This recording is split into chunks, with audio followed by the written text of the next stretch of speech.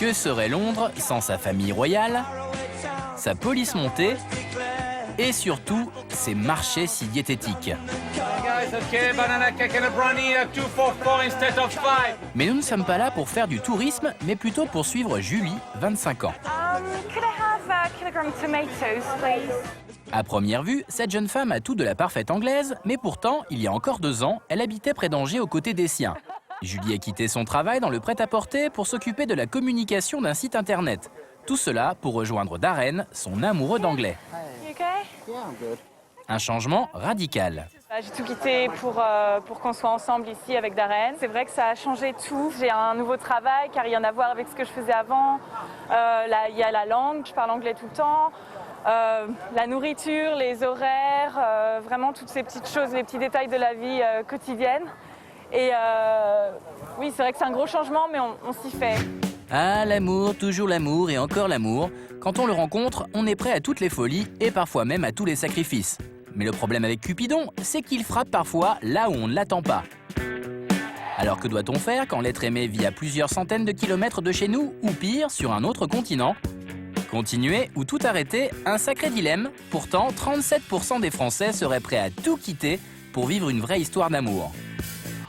Philippe Cabane est psychologue, il nous dresse un portrait robot de ces amoureux voyageurs. Ce sont des personnes qui, en général, sont rarement anxieuses et qui ont cette capacité comme ça à pouvoir changer du jour au lendemain leur mode de vie. C'est vraiment la quête du prince charmant, la quête de l'homme idéal. Et les femmes sont plus enclins à tout quitter pour suivre l'idéal qu'elles imaginent ou qu'elles recherchent depuis toujours. Jacqueline, 61 ans, en a fait la douloureuse expérience. Quand je suis arrivée là-bas, j'avais l'impression de vivre un conte de fées, une chambre d'hôtel magnifique, la piscine, la mer bleue de chez Bleu. Partie en vacances sous les tropiques, Jacqueline va en fait, dès son arrivée, faire une rencontre qui bouleversera sa vie. Il s'est passé ce que moi j'ai appelé le coup de foudre. J'ai ressenti plein de choses au niveau émotion, des tremblements, j'ai dû rougir, j'ai dû transpirer. Jamais l'amour m'est tombé dessus comme ça. Nous sommes en janvier 2008 et celui qui a fait chavirer le cœur de Jacqueline, c'est Jean Rodriguez, 45 ans. Après avoir passé une semaine idyllique l'un à côté de l'autre, la séparation est difficile pour cette femme qui n'a jamais connu le grand amour. De retour en France, elle n'arrive pas à oublier cet homme qui l'aime tant.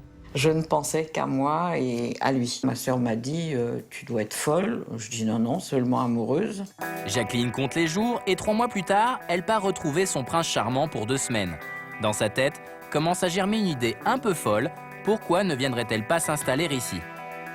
Là, vous voyez, en annotation, j'avais marqué mélange de bonheur et de questionnement. Est-ce que j'étais sûre de mes sentiments? Qu'est-ce que j'allais faire là-bas, 7000 km? Je laissais tout. Pierrette est l'amie de Jacqueline et sa confidente. On va s'installer par là. Pour elle, son amie a bien failli ruiner toute sa vie pour une simple amourette de vacances. Et c'était la première fois que je la voyais dans cet état. Ça ne fait pas par amour, hein, quand même. C'est bien connu, l'amour rend aveugle, mais heureusement pour Jacqueline, c'est lors de son 3e et dernier voyage qu'elle va enfin ouvrir les yeux.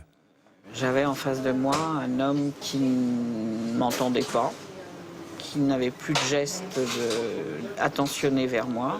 Il y avait un fossé énorme entre ce que j'allais quitter et ce que j'allais vivre. Mais je m'en voulais, oui, terriblement. Il a fait semblant de l'avoir, le coup de foudre, puis après... Bon, je pense, mais c'est ce que je me suis dit après. En fait, c'est moi qui l'ai eu le coup de foudre, c'est pas lui. Jacqueline a failli perdre son travail et ses amis avec cette histoire d'amour sans lendemain. Avant de faire le grand saut, assurez-vous donc de partager les mêmes sentiments. Quant à Julie, son installation dans un autre pays que le sien a l'air de plutôt bien fonctionner. Voilà, je prépare un petit thé, typiquement anglais. C'est un petit moment privilégié.